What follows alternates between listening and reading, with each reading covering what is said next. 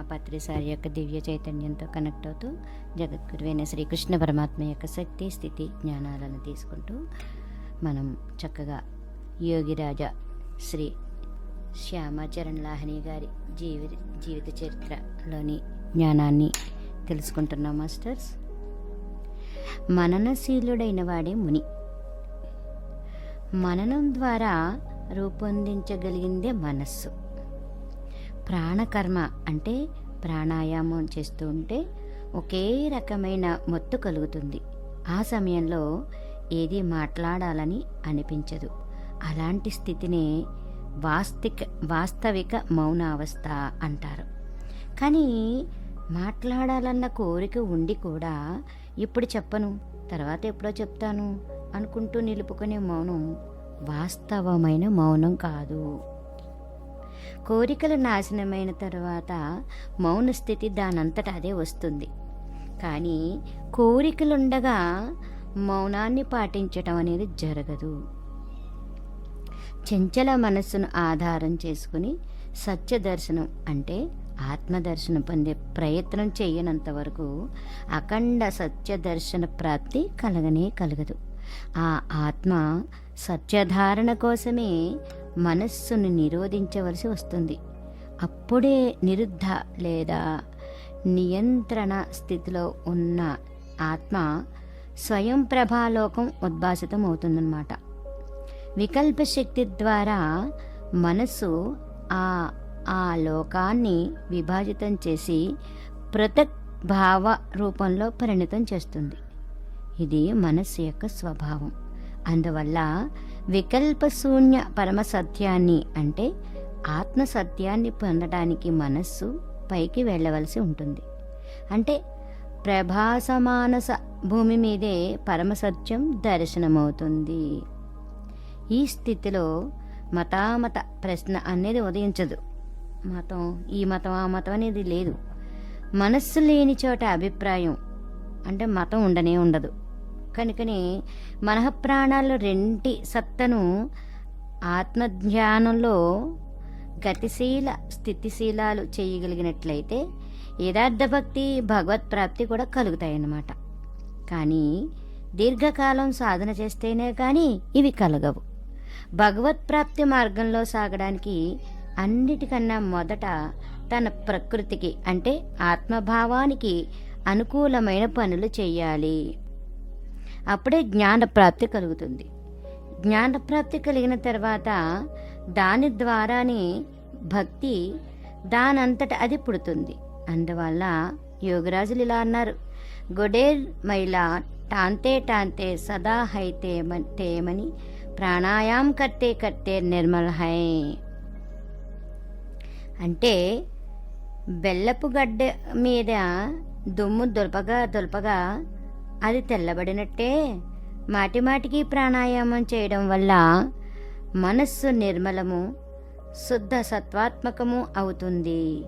వారు భక్తులకు ఉపదేశం చేస్తే ఇలా అంటుండేవారు, ఉల్టో దిక్ అయినా దియే దేక్ లే సోజా దేఖాయ్ తద్రూప్ దేహస్థ వాయుకే ఉల్టా ఇలే ఓ స్వరూప్ దేఖాయ్. శుద్ధ భక్తే వాస్తవ భక్తి. ఈ శుద్ధ భక్తి అజ్ఞానం దూరమైన తర్వాతే పొందగలుగుతాం. అందుకని యోగిరాజులు ఇలా చెప్పేవారు, ఓట్ కంఠ దాంత్ ప్రకృతి మే వాయుక జోర్ ప్రాణాయాम में पढ़न से ज्ञान का स्वानुभव होने का नाम భక్తి హై. అంటే ఇక్కడ ఏం చెప్తున్నారంటే పెదవులు, కంఠం, పండ్లు,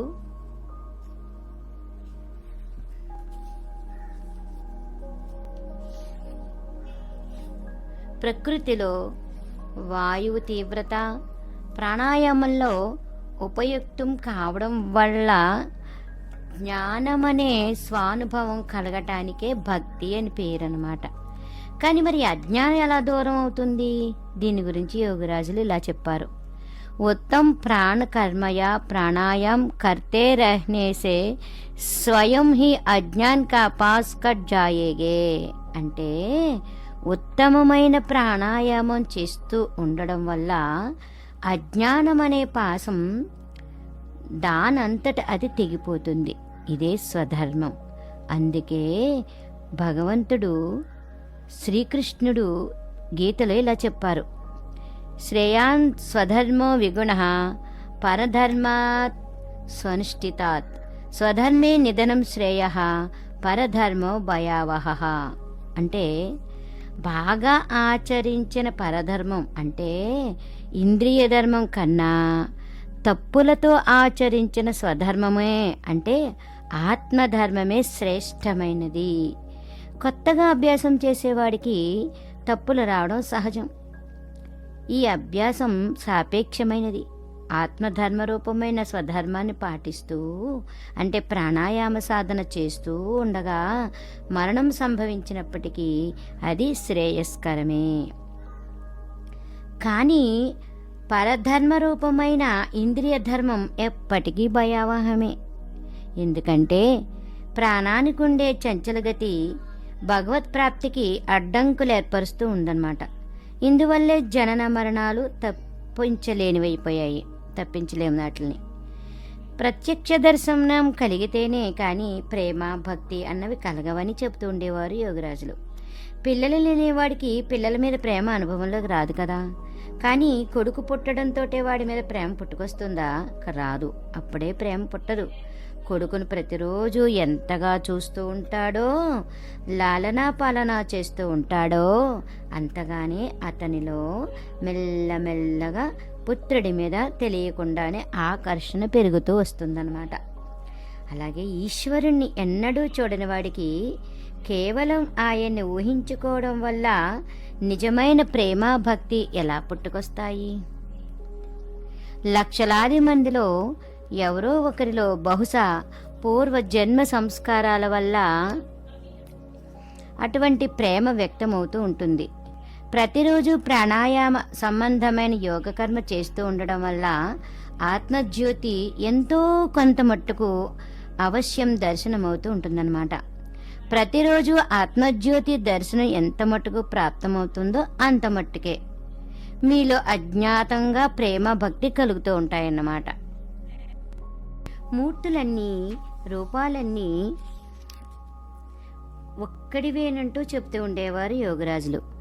మూర్తి భేదంతో స్వరూప భేదాన్ని కల్పించకూడదు. ఈ విధంగా మూర్తిని దర్శించడం, ఉపదేశం వినడం, భావాన్ని అనుసరించడం, దాంతోపాటు లీలలు, నానా రకాల ఆచార్య వ్యవహారాలు మొదలైనవైతే ఆధ్యాత్మిక జీవనంలో అంటే ఆధ్యాత్మిక మార్గంలో బాహ్యాంగాలు మాత్రమే. అవి చివరిలో అద్వైత భూమికి చేరుకోక తప్పదు. ఎందుకంటే జ్ఞానానికి పరాకాష్ట సంపూర్ణ సార్థకత అద్వైత స్థితిలోనే కలగడం సాధ్యమవుతుంది. అక్కడ భక్తుడికి భగవంతుడికి మధ్య ఎడం అంటే భేదం అనేది ఏమీ ఉండదు. అక్కడ ఒకానొక అవస్థ ఆత్మ సత్త స్వయం ప్రకాశ రూపంలో విరాజిల్లుతూ ఉంటుందన్నమాట. ప్రాథమికమైన భగవద్ దర్శనం లేదా శ్రవణం అంత కఠినమేమీ కాదు. కానీ నిజానికి భగవద్ దర్శనం అన్నది ఒక దురూహ్యమైన సమస్య. అనేక పరీక్షల్లోనూ అత్యంత కఠోరమైన సాధనలోనూ ఉత్తీర్ణులు అయ్యాక మాత్రమే సాధన తాలూకు యథార్థ భూమి మీద భగవద్ దర్శనం పొందడానికి వీలవుతుంది. యోగులు జీవరూపుడైన శివుడిలో పరమశివరూపమైన ఆత్మదర్శనం పొంది కృతార్థులవుతారు. కానీ ఇప్పటి యుగంలో మనిషి మనసు విశ్వాసహీనతతో, అనాస్థతో, శ్రద్ధాహీనతతో ముడిపడి ఉన్నందువల్ల దానికి అలాంటి దర్శనం కలగడం సంభవం కాదు. వర్తమాన యుగంలో మనిషి మనసు కేవలం తర్కంతోనూ సంశయంతోనూ ఆక్రాంతమై ఉంది. మనస్సుకు సరళత, విశ్వాస ప్రవణత ఏర్పడడం చాలా దుర్లభం. అందుకే ఈ కాలంలో సహజంగా దొరికే వస్తువులు కూడా దుర్లభమైపోయాయి. కానీ యోగదీక్ష పూర్తిగా వైజ్ఞానిక శిక్షాక్రమం మీద ఆధారపడి ఉన్నది. ఇద్దరికిద్దరు కలిసి నలుగురైనట్లుగానే యోగ క్రియాభ్యాసం వల్ల కలిగిన అనుభూతి ఆనందలోక ద్వారాల్ని క్రమక్రమంగా తెరుస్తుంది. ప్రపంచంలో మనుష్యుడి ఆత్మధర్మం అనే తత్వం ఏదైనా ఉన్నట్లయితే అది ఈ యోగ ధర్మమే. దీని తాత్విక వ్యాఖ్య యోగ దర్శనంలోనే దొరుకుతుంది. చరిత్రకు పూర్వ యుగీనమైన సింధు నాగరికత తాలూకు అవశేషాల్లో ఈ సత్యానికి స్థూల ప్రమాణాలు చాలా లభిస్తాయి. ప్రస్తుత కాలం వరకు ప్రపంచంలో అన్ని దేశాలు, అన్ని సంప్రదాయాల ప్రజల సాధన పద్ధతిలోనూ యోగతత్వం తాలూకు ప్రత్యక్ష పరోక్ష భూమికలు కనిపిస్తాయి. భగవంతుడు భక్తుడి రూపంలో ఆవిర్భవించి భక్తుణ్ణి నడిపిస్తాడు. అవసరమైన ప్రయోజనాన్ని బట్టి అతనికి జ్ఞానం, ఉపదేశం మొదలైనవి ప్రదానం చేస్తూ ఉంటాడనమాట. అలాంటి వాడిని సద్గురువు అంటారు. అలాంటి సద్గురువు దొరికిన తర్వాత గురువు లేకపోవడం వల్ల కలిగే దుఃఖానికి తావులేదు. సత్యాన్ని తాల్చేవారి హృదయంలో కానీ మనస్సులో కానీ విశ్వాసహీనత, సంశయగ్రస్తత ఉన్నట్లయితే ఈశ్వర కృపాశక్తి ప్రసరించే మార్గానికి అడ్డంకి ఏర్పడుతుంది. భావాభిముఖులు అయినప్పుడు ఈశ్వరానుగ్రహం పొందడం సహజం. కానీ తన శక్తి సామర్థ్యాల ద్వారా కానీ, ధారణాశక్తి ద్వారా కానీ దాన్ని పట్టుకోవడము, దాని సహాయంతో ఆత్మశక్తిని వికసింపచేసుకోవడము చాలా కఠినము. జ్ఞానం అంటే సాధారణ జ్ఞానమనడం ప్రతీతి. కానీ వైజ్ఞానిక అర్థంలో పుస్తకాల్లో రాసి పెట్టిన జ్ఞానమని కానీ, ఆలోచనల తర్క వితర్కాలని కానీ అర్థం కాదు. అది భావము కాదు, కల్పన కాదు. కానీ అది ప్రత్యక్ష దర్శనం లేదా ప్రత్యక్షానుభూతి. అంటే విశిష్ట జ్ఞానాన్నే విజ్ఞానం అంటారన్నమాట. దాన్నే ఆత్మజ్ఞానం అంటారు. ధాతువునకు జ్ఞానమని అర్థం. ఆ ప్రకారంగా దర్శన శబ్దానికి వాస్తవమైన అర్థమే జ్ఞానం. ఏ వస్తువు లేదా తత్వం విశ్వ బ్రహ్మాండంలో అనంత రూపాల్లో పరివ్యాప్తిమై ఉందో, ఎల్లలు లేని మార్చజాలని ఆ వస్తువు లేదా తత్వం తాలూకు దర్శనమే, జ్ఞానమే ఆత్మ దర్శనానికి అంటే బ్రహ్మ దర్శనానికి సంజ్ఞ. అదే పరమాత్మ. దాన్ని గురించిన అనుభవం పొందగలం మనం. అందుకే శాస్త్రకారులు ఆత్మాహవై గురురేకః అంటే కులాన్నవ తంత్రం అన్నమాట. అలాంటివన్నీ చెప్పారు. ఆత్మే గురువన్న అర్థం అందులో ఈమిడి ఉంది. అస్థిరం లేదా క్షణికం అయిన భక్తిని భక్తి అని అనరు. స్థిరభక్తి ప్రయోజనకరమైన భక్తి. భక్తుడు భగవంతుడు ఏకమయ్యే స్థితే స్థిరభక్తికి యథార్థమైన ప్రాతిపదిక. తెలుసుకునేవాడు, తెలుసుకోదగింది, తెలుసుకున్నది అంటే జ్ఞాత, జ్ఞేయం, జ్ఞానం మూడు ఏకమైన స్థితే విజ్ఞానావస్థ. దీన్నే యథార్థ భక్తి లేక జ్ఞానము అంటారన్నమాట. మనస్సు బహిర్ముఖమై ఉన్నంతకాలం జ్ఞానము, భక్తి తాలూకు అనుభూతి కలుగదు. అవి ఆవృతమయ్యే అంటే ముసుగులో ఉంటాయన్నమాట. కానీ మనస్సు అంతర్ముఖమైన తర్వాత ఈశ్వర కృప వల్ల బ్రహ్మ మార్గంలో నడిచే సమర్థత కలుగుతుంది మనకి. అప్పుడు ఆవరణ అంటే ముసుగు తొలగిపోతుంది. ఆత్మవంతుడయ్యే స్థితిలో అంటే ఆత్మబోధ కలిగే స్థితిలో ధర్మం తాత్విక స్వరూపం వెల్లడైతుంది. ధర్మస్య తత్వం నిహితం గుహాయాం నిహితం బ్రహ్మ శాశ్వతం. మహాభారతం అరణ్యపర్వం అన్నమాట. యక్ష సంవాదం. ధర్మం తాలూకు వాస్తవతత్వం రహస్య గుహలో నెలకొని ఉంటుంది. గుహలో నిలిచి ఉన్నదే శాశ్వత బ్రహ్మం.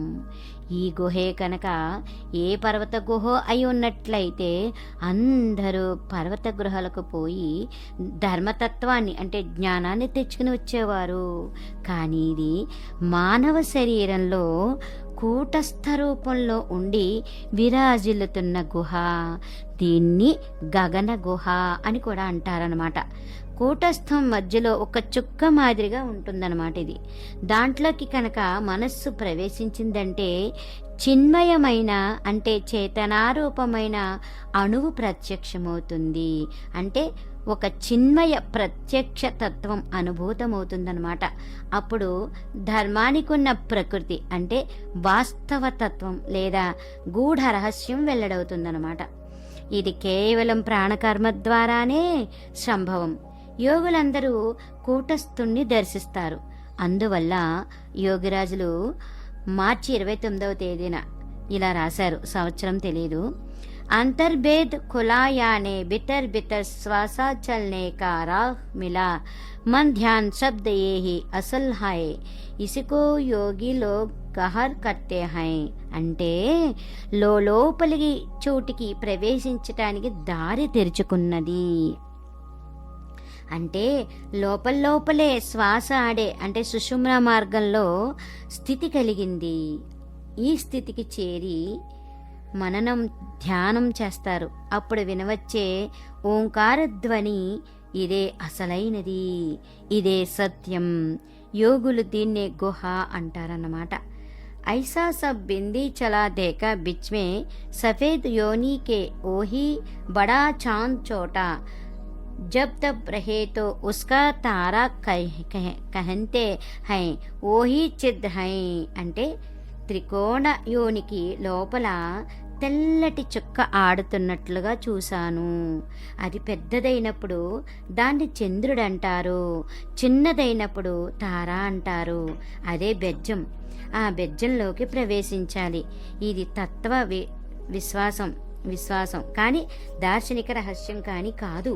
సర్వదా యోగారూఢులైన వారు ప్రతిరోజు యోనిముద్ర లేదా విశేష యోగ క్రియానుష్ఠానం చేసే సమయంలో ఈ కూటస్థాన్ని దర్శిస్తూనే ఉంటారు. దాని ప్రత్యక్షానుభవం పొందుతూనే ఉంటారు. ఈ సందర్భంలో బ్రహ్మోపనిషత్తులో ఇలా చెప్పారు, బాలాగ్ర సాహస్రం అర్ధతస్య భాగస్య భాగశః తస్య భాగార్ధ తదజ్ఞేయం చ నిరంజనం.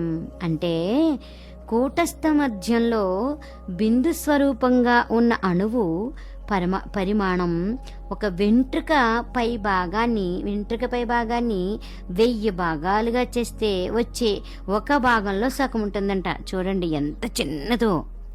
దాని సగభాగం అంటే కేశాగ్రాన్ని 4000 భాగాలు చేస్తే వచ్చే ఒక భాగం అన్నమాట. ఆ బ్రహ్మాణువు బుద్ధి ద్వారా తెలుసుకోలేనంత సూక్ష్మమైనది. అవ్యక్త పదప్రాప్తి కలగనదే. అంటే జీవుడు శివుడు కానిదే. దానంతట అది అర్థం కాదు. సూక్ష్మత్వాత్త విజ్ఞేయం అంటుంది గీత. సూక్ష్మాతి సూక్ష్మమైనందువల్ల అంటే రూపాదులు లేనందువల్ల అది తెలుసుకోవడానికి వీలు కానిది. ఆ చిన్మయ బ్రహ్మ జీవుల శరీరంలో కూటస్థానికి దిగువన చంచల ప్రాణం రూపంలో ఉంటాడు. స్థిరంగా స్థావర జంగమాలచే చరాచరాలన్నింటిలోనూ ఆయన ఉన్నాడు. ఆయన బ్రహ్మాండు రూపంలో అత్యంత సూక్ష్మంగా ఉన్నందువల్ల తెలుసుకోవడానికి వీలు కానివాడయ్యాడు, అవిజ్ఞేయుడయ్యాడనమాట. మరో ప్రత్యేక పద్ధతిలో ఆయన్ని తెలుసుకోవడం అనేది సాధ్యం కాదు. కాబట్టి ఆ చిన్మయ బ్రహ్మను అంటే ఈశ్వర తత్వాన్ని జ్ఞానాతీతం నిరంజనం అని చెప్పడం జరిగిందనమాట. అంతటా వ్యాపించి ఉన్న ఆ ఈశ్వర తత్వాన్ని అజ్ఞానవశాన తెలుసుకోలేని వాళ్ళకి ఆయన ఎక్కడో దూరాన ఉన్నవాడి కిందే లెక్క. కానీ ఆత్మతత్వపరాయణులైన జ్ఞానులకు ఆయన నిత్య సన్నిహితుడు, వాళ్ళ లోపలే ఉన్నవాడు.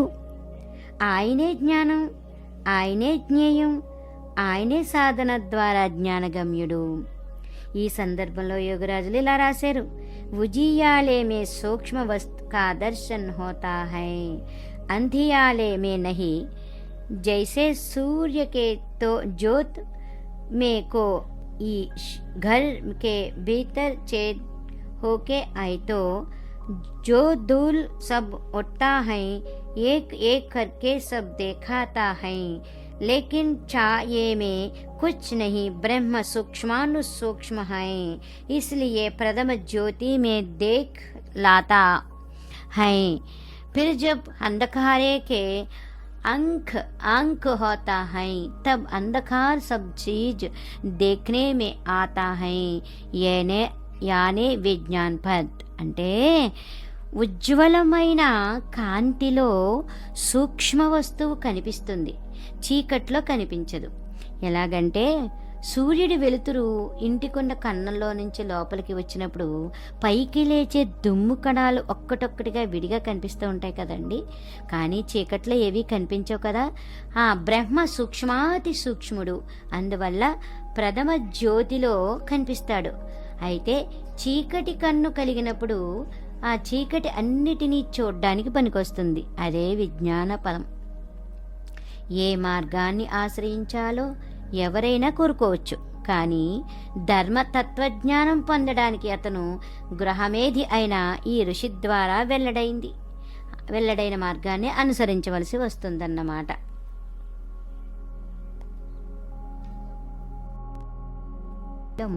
ఆ అపురూప చిర నిర్మల ఆత్మజ్యోతిని దర్శించాలన్న కోరిక తలెత్తుతుంది. ఆ ఆత్మజ్యోతి దర్శనం ఈ దృశ్యమాన జగత్తులో సాధ్యం కాదు. ఈ విధంగా ప్రత్యక్ష దర్శనంలో కలిగే అభివృద్ధిని బట్టి దాని మీద ప్రేమ, భక్తి వికసిస్తూ ఉంటాయి.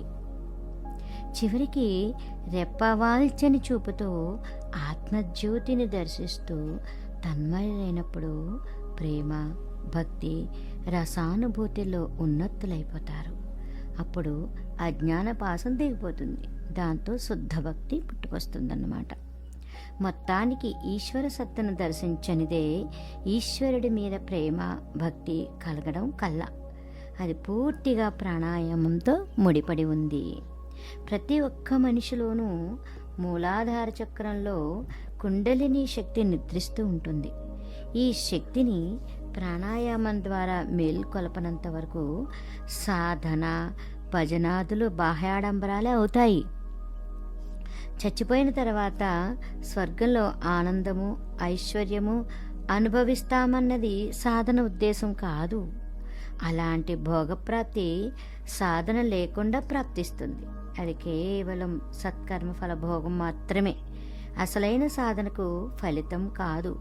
సాధన ద్వారా జీవుడి ప్రగాఢ మోహనిద్ర చెదిరిపోయినప్పుడు అతనికి శివత్వం అంటే స్థిరత్వం కలుగుతుంది. అంటే అతనికి పూర్ణత్వం కలుగుతుందన్నమాట. అందువల్ల యోగి కుండలిని శక్తిని మేల్కొల్పవలసి ఉంటుందన్నమాట. జీవుడి ఆత్మ శివస్వరూపం, మంగళమయం.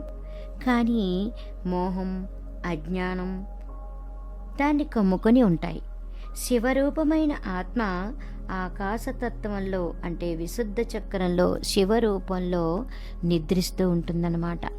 ఈ నిద్రావస్థ నుంచి దాన్ని మేల్కొల్పాలి. ప్రాణాయామం ద్వారా వాయువును కంఠంలో స్థిరం చేయటం వల్ల ఈ సుప్తావస్థ తొలగిపోతుంది. కంఠంలో వాయువు స్థిరం కావడం వల్లే నీలకంఠుడన్న పేరు వచ్చింది. అంటే కంఠంలో వాయువుకి ఏర్పడే స్థిరత్వానికే పరిభాషలో నీలకంఠత అన్న పేరు వచ్చిందనమాట. శరీరంలో 5 చక్రాలు 5 తత్వాలకు కేంద్రాలు. భూమి, నీరు, నిప్పు, గాలి, ఆకాశం. పృథ్వీ, వ్యాప్తేజసో వాయురాకాశాలు అన్నమాట. ఒక్కొక్క కేంద్రంలో ఉన్నాయి. శక్తి అన్ని చక్రాల్లోనూ సమాన మాత్రంగానే ఏర్పడి ఉంది. కానీ మూలాధార చక్రంలో శక్తి మేల్కొన్న మీదట వాయు సంబంధమైన ఆ శక్తి అంటే వెనుపాములో ఉండే సుషుమ్ల లోపలి గుండా పైకి లేస్తూ ఉంటుందన్నమాట. క్రమక్రమంగా అన్ని చక్రాల్లో ఉన్న శక్తులను మేల్కొల్పుతూ సంపూర్ణంగా జాగృతమయ్యి 5 చక్రాలను ముక్తం చేస్తుంది. ఇక ఈ స్థితిలో అజ్ఞానం అన్న జాడ కూడా ఉండదు. అప్పుడు ఆత్మను ఆవరించి ఉన్న అజ్ఞానం అనే నిద్రారూప ఆవరణం చిన్నమైపోతుంది. చివరికి శివశక్తి సమాగమం జరుగుతుందన్నమాట. ఆజ్ఞాచక్రంలోనే శివశక్తి అంటే ప్రకృతి పురుష మహామేళనం అంటే స్థిర చంచలత్వాల చిర సమాధి సిద్ధిస్తుందన్నమాట. మహాగురువులు ఇంకొక అధ్యాయంలోకి వచ్చాం మాస్టర్స్ మనం. ప్రతిరోజు ప్రాతకాలంలో యోగిరాజులు రాణామహల్ ఘట్టానికి స్నానానికి వస్తూ ఉండేవారనమాట. వారి భక్తుడు కృష్ణారాం వారి వెంబడే వస్తూ ఉండేవాడు. ఆ రోజున కూడా యోగిరాజులు స్నానమైన తర్వాత కృష్ణారాంతో పాటు సందులోకి మళ్ళుతున్నారు. అకస్మాత్తుగా వారు కృష్ణారాం బట్ట చింపు అన్నారు. గురు మహారాజులు ఏం చెప్పారో కృష్ణారాంకి సరిగ్గా అర్థం కాలేదు. కొద్ది దూరం వెళ్ళేసరికి ఇంటి దగ్గరలో ఉన్న ఇంటి మిద్దె మించి ఒక ఇటక ముక్క వచ్చి యోగిరాజుల కాలి మీద పడింది. ఒక వేలు తెగిపోయింది. నెత్తురు ఓడిపోతుంది. వెంటనే వారు తమ బట్టలోంచి ఒక ముక్క చింపి వేలికి కట్టుకున్నారు. గొడ్డ కట్టడానికి కృష్ణారాం సాయపడ్డాడు. తర్వాత కృష్ణారాం చేతులు జోడించి, మహారాజ్, ఇటుక వచ్చి కాళ్ళ మీద పడుతుందని మీకు ముందే తెలిసినప్పుడు పక్కకెందుకు తప్పుకోలేదండి? తప్పుకుంటే పెద్ద దెబ్బ తగలేదు. దానికి యోగిరాజులు చిరునవ్వు నవ్వుతూ ఇలా అన్నారు, అలా జరగదు కృష్ణారాం. పక్కకి తప్పుకుంటే ఆ ఫలితం ఎప్పుడో ఒకప్పుడు వడ్డీతో సహా అనుభవించవలసి వస్తుంది. ప్రాప్యమైన దాన్ని స్వీకరించక తప్పదు. కానీ ఈ రుణం ఎంత తొందరగా తీరిపోతే అంత మంచిది. కృష్ణారాం కొడుకులిద్దరూ ఒక కూతురు అన్నమాట. రాత్రి అన్నం తిని నిద్రపోతున్నారు. అప్పుడు అతని భార్య సవినీయంగా ఇలా అంది, చిన్నవాడికి ఒడుగు చేయవలసిన ఈడు దాటిపోయింది. దానికి మీరు ప్రయత్నం ఏమీ చేయలేకపోతురి. ఎంత తొందరగా వీలైతే అంత తొందరగా అబ్బాయి ఉపనయనానికి ఏర్పాట్లు చూడండి అని చెప్పిందనమాట భార్య. ఇప్పుడు కృష్ణారాం బీద బ్రాహ్మణుడు. ఇల్లు గడవడమే కష్టం, అంతంత మాత్రంగా ఉంది. ఇక అబ్బాయి ఒడికి డబ్బు ఎక్కడి నుంచి వస్తుంది? ఆయన గురు మహారాజుల అనన్య భక్తుడు, సేవకుడునమాట. కృష్ణారాంకి ఈ విషయాల మీద గురించి చింత లేదు. భార్యను ఓదారుస్తూ ఇలా చెప్పాడు, గురు మహారాజుల దయ కలిగినప్పుడు ఒడికి సరి అయిన ఏర్పాటు జరుగుతుంది. నా దగ్గరైతే డబ్బు లేదు. అనవసరంగా చింతించి ఏం చెయ్యాలి? ఇది ఎవరి చింతో వారే చూసుకుంటారు. మన్నాడు కృష్ణారాం పొద్దున్నే లేచి గంగా స్నానం కోసం గురువుగారిని వెంటబెట్టుకుని వెళ్ళడానికని యోగిరాజుల ఇంటికి వచ్చాడనమాట. యోగిరాజుల ఆసనం మీద కూర్చుని ఉన్నారు. కృష్ణారాం నమస్కారం చేయగానే యోగిరాజులు తమ ఆసనం కింద నుంచి 30 రూపాయలు తీసి ఇచ్చి ఇలా చెప్పారు, ఈ రూపాయలతో శాస్త్రానుసారంగా మీ అబ్బాయికి ఉపనయన సంస్కారం చెయ్యి. ఆడంబరం వల్ల ప్రయోజనం ఏముండదు అని కృష్ణారాం సిగ్గుపడితే ఇలా అన్నాడు, గురు మహారాజ్, మీరు నా మీద ఎప్పుడు దయ చూపిస్తూనే ఉన్నారు. నేను మాత్రం మీ సేవ కూడా సరిగా చేయలేకపోతున్నాను. మీరు నాకు డబ్బు ఎందుకు ఇస్తున్నారు అంటే అప్పుడు యోగిరాజులు అంటున్నారు అనమాట, కృష్ణారాం, ఇచ్చే యజమాని ఒక్కడే. ఆయన ఏదో ఒక చేతి మీదుగా ఇస్తాడు. ఇప్పుడు ఆయన నా చేతి మీద ఇస్తుంటే ఎందుకు తీసుకోవు అని అడుగుతున్నారన్నమాట. కృష్ణారాం గౌరవభావంతో ఆ రూపాయలు తీసుకున్నారు. పాంచుకౌడి వందోపాధ్యాయులు యోగిరాజుల ప్రియభక్తులు ఒకరనమాట. ఆయనతో ఉన్నత సాధన చేసినవారు. కానీ సంసారం అనే పంకిల పరిసరంలో ఉంటూ భగవత్ సాధన చేయడం చాలా కష్టం కావడం చూసిన మీదట ఆయన మనసులో వైరాగ్యం మొలకెత్తిందనమాట. ఇల్లు వాకిలి విడిచి ఎక్కడికైనా వెళ్ళిపోదామని మనస్సులో నిశ్చయించుకున్నారు ఆయన. కానీ వెళ్ళిపోవడానికి ముందు గురువు గారి అనుమతి కావాలి కదా. వందోపాధ్యాయ గారు ఒకనాడు గురుదేవుల సన్నిధికి వచ్చి సన్యాసం తీసుకోవడానికి అనుమతి ఇమ్మని కోరారనమాట. యోగిరాజులు ఆయన చెప్పేదంతా విని గంభీరంగా ఇలా అన్నారు, మీ జంజం బరువుగా ఉందా? మీ జట బరువుగా ఉందా? జనం మిమ్మల్ని మన్నించాలని, కొంచెం డబ్బు సంపాదన జరగాలని సాధువుగా తయారయ్యి మీ గురించి మీరు ప్రచారం చేసుకోవాలని అనుకుంటున్నారా? జేగురు రంగు బట్ట కట్టుకున్నంత మాత్రాన జనం సాధువులైపోయేటట్లయితే గాడిదలు గుర్రాలు కూడా సాధువులైపోవాలి. వాటిది కూడా జేగురు రంగే కదా. మరి వాటిని ఎందుకు సాధువులని అనరు? ఈ పిచ్చి అంతా వదులుకోండి. సంసారంలోనే ఉండి మీరు సంపాదించగలిగినంతలో జీవనం గడుపుకోండి. ఈశ్వర సాధన చెయ్యండి. ఇతరుల దగ్గర దానం పట్టి జీవయాత్ర సాగించకండి అని చెప్పారనమాట. చివరికి పాంచుకౌడి వందోపాధ్యాయ గారు తల వంచుకుని వెళ్ళిపోయారు. ఈయన ప్రగతి సాధించి కేశవానంద బ్రహ్మచారి పేరుతో విఖ్యాతులయ్యారనమాట. భారతవర్షంలో అధ్యాత్మ జగత్తు పంజరాల వంటి మఠాలకు, మిషన్లకు, ఆశ్రమాలకు కదవలేదని యోగిరాజులు అంటూ ఉండేవారు. మఠాలు, మిషన్లు స్థాపించడం వల్ల ఈశ్వర సాధన అయిపోదు. ఇవన్నీ ఈశ్వర సాధనకు ఆటంకాలు కలిగిస్తాయి. మఠానికో, మిషన్కో ప్రచార ప్రసారాలు ఎలా జరుగుతాయన్న విషయం మీదే మనస్సు ఉంటుంది. కాబట్టి వారు ఏకాంతంగా, రహస్యంగా సాధన చేసుకోవడానికి అధిక ప్రాముఖ్యత ఇస్తూ ఉండేవారు అన్నమాట యోగిరాజుల వారు.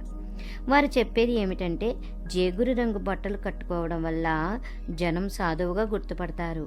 కానీ సాధనలో వ్యాఘాతం వచ్చి పడుతుంది కదా. తెల్లటి గుడ్డలు కట్టుకుంటే జనం గుర్తుపట్టలేరు.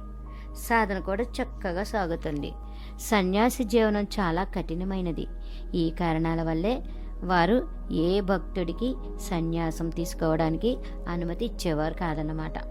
అయినప్పటికీ మొదటి నుంచి వారి భక్తుల్లో సన్యాసం తీసుకున్న వాళ్ళు చాలామంది ఉండేవారు.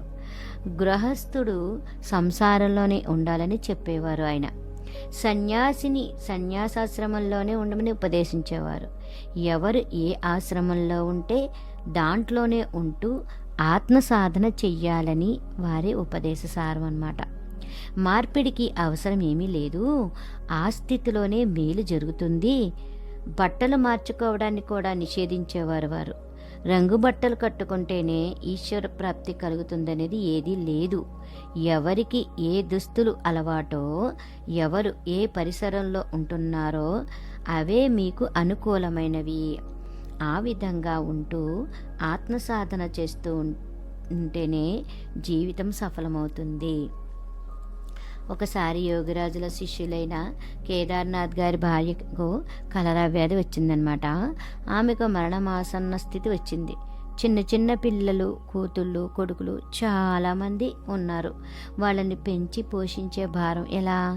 భార్యకు ఏమైనా అయితే చాలా కష్టం వచ్చి పడుతుంది. ఇలా అనుకుని కేదార్నాథ్ గారు గురువు గారి దగ్గరికి పరిగెత్తి చేతులు జోడించి ప్రార్థిస్తూ ఇలా అన్నారు: మహారాజ్, నా భార్యను కాపాడండి, లేకపోతే చిన్న చిన్న పిల్లలతో చాలా చిక్కుల్లో పడిపోతాను అంటూ ఏడ్చారనమాట. సామాజిక రీతి ప్రకారం యోగిరాజులు ఎవరైనా మంచి డాక్టర్కి చూపించండి అన్నారు. అప్పుడు కేదార్నాథ్ రుద్ధ కంఠంతో ప్రార్థిస్తూ, ఇప్పుడు డాక్టర్ని పిలవడం వల్ల లాభమేమీ లేదు. మీరే దయ తలచాలి, లేకపోతే ఆమె దక్కదు. నేను మీ శరణు పొందాను, ఇక ఏం చెయ్యాలో మీరే చెయ్యాలి. అప్పుడు మహాయోగి హృదయంలో దయ తొణికిందనమాట. నేను చెప్పినట్టు చేస్తారా అని అడిగారు. కేదార్నాథ్ గారి మనసులో ఆశారేఖ పొడగట్టింది. మీరు ఏం చెబితే అది చేస్తానండి అన్నారు. వెళ్ళి ఒక సీజర్ రోజు వాటర్ అంటే గులాబీ నీళ్లు తీసుకురండి. కేదార్నాథ్ తక్షణమే బయలుదేరి ఒక కొట్టులో రోజు వాటర్ సీజర్ కొనుక్కొని వచ్చారు. బాత్రూమ్కి వెళ్ళి మీ మలం కాస్త ఈ రోజు వాటర్లో కలిపి వెంటనే వెళ్ళి రోగి చేత తాగించండి. కేదార్నాథ్ గారు అలాగే చేశారు. రోగి మళ్ళీ బతికింది. యోగిరాజులు ఇప్పుడు లౌకిక రీతిలో వైద్యుల పనులకు వ్యాఘాతం కలిగించకుండా వాళ్ళని సంప్రదించమనే చెబుతుండేవారు. వాళ్ళిచ్చే మందులకు విశేష ఘనత ఏమీ ఉండేది కాదు, కానీ అదొక ఉపలక్ష్యం మాత్రమే. దేవదుర్లభులైన ఈ మహాయోగులు భక్తుల మేలు కోసం ఎప్పుడు తమ శక్తియుక్తులన్నీ వినియోగిస్తూ ఉండేవారన్నమాట. భక్తులకు ఉపదేశం చేసేటప్పుడు ఎప్పుడు వారి సాధన సఫలమయ్యే విధంగా శిక్షణను ఇస్తూ ఉండేవారన్నమాట. అందరి శరీరాల్లోనూ 6 చక్రాలు ఉంటాయని, వాటిని తంత్రయోగంలో షట్చక్రాలని అంటారని యోగిరాజులు చెప్తూ ఉండేవారు. ఈ షట్చక్రాలే అందరినీ కట్టి ఉంచుతాయి.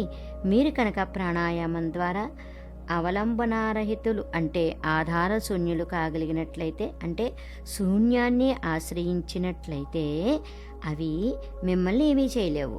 షట్చక్ర భేదనం జరిగిపోయిందని అప్పుడు మీకు తెలుస్తుంది. శూన్యం అంటే ఏమీ లేకపోవడం. ఈ ఏమీ లేని అవస్థలో, శూన్యావస్థలో స్థిరపడ్డ మీదట మీదే మరే విధమైన అడ్డంకి కలగదు. శ్వాస ప్రశ్వాసల సంగమ అంటే కలియకే సత్సంగము. శ్వాస ఉన్నంత వరకు మాత్రమే జీవుడి సత్తా, సత్ ప్లస్ తా ఉంటుంది. కాబట్టి శ్వాసే సత్.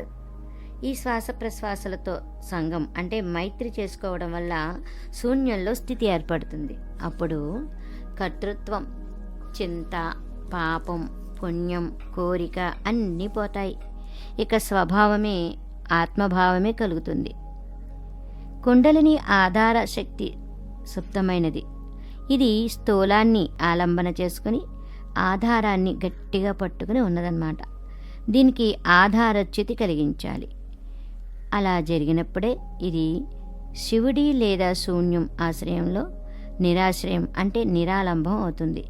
నిరాశ్రయం మాం జగదీశ రక్ష. జీవుడు మొదట స్థూలతత్వాన్ని ఆశ్రయం అనుకుంటాడు. కానీ ఏ విధమైన అవలంబము ఆధారము లేని శూన్యత్వమే జీవుడి వాస్తవ లేదా ప్రకృతి ఆశ్రయం అన్నమాట. కంఠానికి ఎగువన ఆజ్ఞాచక్రలో స్థితి ఏర్పడ్డ తర్వాతే, అంటే ఆశ్రయం లభించిన తర్వాతే జీవుడికి శాశ్వత రక్ష చేకూరుతుంది. ఆజ్ఞాచక్రం నుంచి రెండు వైపులకు వెళ్ళవచ్చు. పైన అవ్యక్తం వైపు కానీ కింద వ్యక్తం వైపు కానీ.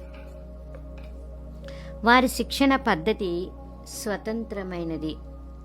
వారు ఎప్పుడూ ఆధ్యాత్మిక విషయాలను వైజ్ఞానికంగా వ్యాఖ్యానిస్తూ ఉండేవారన్నమాట. అందువల్లే వారు సాధకుల హృదయాలను ఆకట్టుకున్నారు. దేనివల్ల శ్వాస ప్రశ్వాసల గతి స్థిరమవుతుందో అదే ధర్మం. దేనివల్ల స్థిరం కాదో అదే అధర్మం. కర్మ ఎప్పుడు బంధనానికి కారణం కాదు. కర్మఫలం మీది ఆశే బంధనానికి కారణం. కర్మల్లో మంచి చెడ్డ అన్న భేదాలేమీ లేవు. మోహపాసంతో కట్టబడి ఉండడం వల్లనే కర్మకు చెడ్డ పరిణామం కలుగుతుంది. ఏ కర్మ వల్ల కూటస్థంలో స్థితి ప్రాప్తమవుతుందో అది శుభకర్మ. ఏ కర్మ వల్ల ఆ స్థితి ప్రాప్తించదో అది అశుభకర్మ. సాధారణ వ్యక్తులు ఆత్మకర్మ చేయరు. ఇందువల్ల వాళ్ళ ఇంద్రియాలన్నీ శక్తులన్నీ మలినమై ఉంటాయి. కేవలం పాపపుణ్యాల ఫలాలు అనుభవించటానికే మానవ శరీరం ఏర్పడలేదు. పాపపుణ్యాలకు అతీతంగా శుద్ధమైన నిష్కామ ఆత్మకర్మ కోసమే ఈ మానవ శరీరం ఏర్పడింది. ఆత్మకర్మ పూర్తి కానంత వరకు మానవ దేహధారణ చేయవలసే వస్తుంది. దాని ప్రయోజనం సమాప్తి కాదు. ఆత్మ కర్మ అందరికీ చేయవలసి వస్తుంది. అది ఈ జన్మలో కావచ్చు, మరుసటి జన్మలో కావచ్చు. మానవ దేహం లేకుండా ఆత్మకర్మ చేసే ఉపాయమే లేదు. దేహాన్నే క్షేత్రమన్నారు. ఇదం శరీరం కౌంతేయ క్షేత్రమిద్య విధీయతే. భగవద్గీతలో, ఓ కౌంతేయ, జ్ఞానం మొలకెత్తే నెలగా ఈ శరీరాన్ని క్షేత్రం అంటారు. ఎందుకంటే ధర్మం కర్మం అన్నీ ఈ దేహం ద్వారానే జరుగుతూ ఉన్నాయి. బాహ్య జగత్తులో ఉన్నదంతా దేహంలోనూ ఉంది. అందుకే దీన్ని క్షుద్ర చిన్న బ్రహ్మాండము అంటారంట. మనఃప్రాణాలతో ఈ దేహాన్ని రాపాడించడం వల్ల అమృత ఫలం సిద్ధిస్తుంది. ఈ సందర్భంలోనే మహాత్ముడు రాంప్రసాద్ అన్నారు, ఏమన్ మానవ్ జమీన్ రయిల్ పతిత్ ఆబాద్ కరలే ఫల్తా సోనా. అంటే అలాంటి మానవ జీవన రూపమైన దేహం వృధాగా పడి ఉంది. దాన్ని రాపాడించినట్లయితే, అంటే సాగు చేసినట్లయితే బంగారు పంట పండుతుంది. ఈ దేహంలో పూర్ణత్వం ప్రాప్తించిన మీదట జీవుడు శివుడిగా పరిణమిస్తాడు. ఈ పూర్ణత్వ సాధనకు చేసే కర్మ వాస్తవమైన కర్మ. దాన్నే కర్మయోగమని అంటారు.